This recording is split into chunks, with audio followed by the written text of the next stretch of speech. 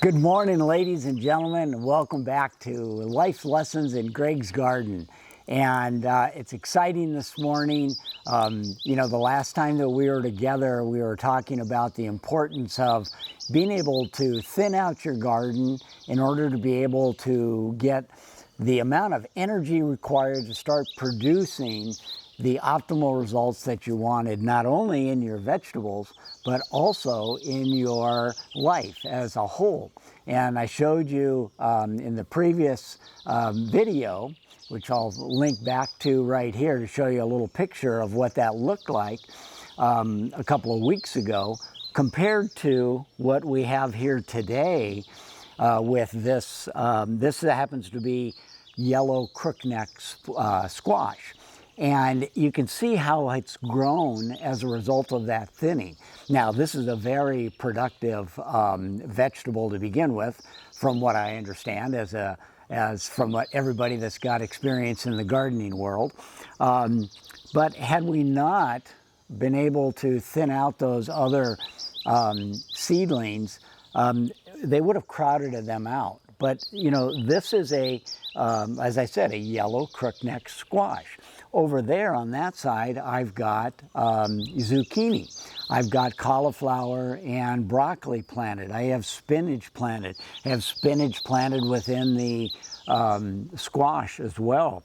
I've got marigolds over there, and I have lettuce, and I have radishes, and many more things that are going to go in. But my point for today's message is this is a squash. And I have all these seeds here, right? The lettuce and more onions and more summer squash and tomatoes, which are growing inside in my greenhouse. And I've got more spinach and some basil and some mint and kale. Now, the thing here is that each one of these seeds, just like this squash, have the potential. The potential to what? The potential to produce a squash, or the potential to produce lettuce, or the potential to produce onions, or the potential to produce tomatoes, or the potential to produce radishes, or mint, or kale. Now, my point here being is that this plant here, nor any of these other plants that I'm going to plant, this squash does not have the potential to produce kale. This squash does not have the potential within it to produce an onion. And just like you and I, you have potential and I have potential within me to accomplish a particular mission in our lives, right? We've been given gifts and strengths and talents, just like the potential within this squash here. And it's important for us to come to, do that deep dive into who we are, what are the gifts and talents that we have, and how are we going to maximize our potential to be able to produce the kind of result that we were intended to produce. See, this squash was intended to only produce squash. And each of us has within us a mission, a purpose to accomplish in our lifetime. And the challenge that most of us have is that we don't take the time to stop and reflect on those gifts and talents and strengths that we have. And how is that going to play out in our life?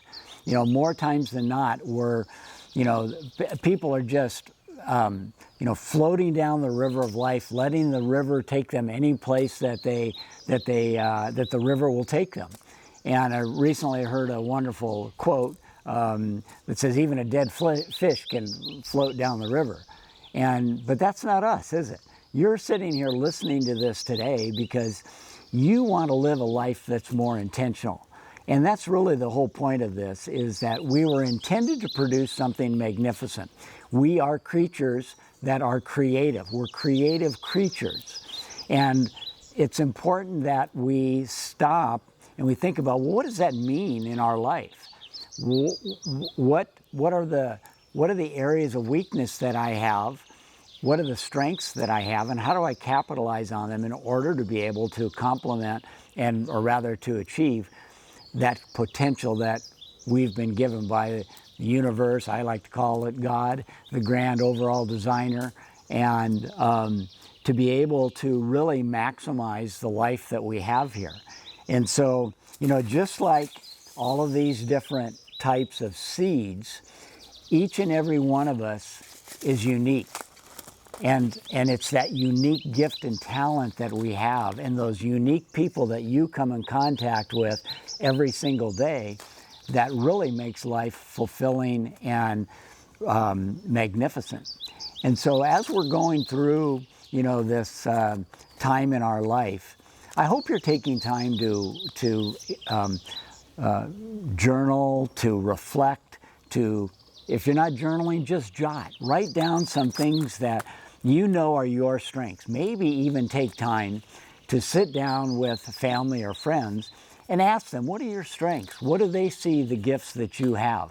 What do they see the potential within you? And I think you'll find some enlightenment that takes place as a result of that. But definitely take the time for yourself to go into that classroom of silence and start exploring who you are. And realize, this is not a microwavable kind of idea. This is something that's, as I like to say, it's a lifelong journey. And so we're going to, heading down one path, and perhaps we'll find that we're supposed to be going someplace else. But that's the fun of it, and I hope that you're a constant learner. If you're watching this video, I'm sure you are, because those are the people that are watching this video, or people that are excited about the possibility that their life presents them. So until next time, this is Greg. I want you to keep growing, keep learning, keep living up to your potential, and make today a masterpiece. You're going to love it. So until next time, have a great one.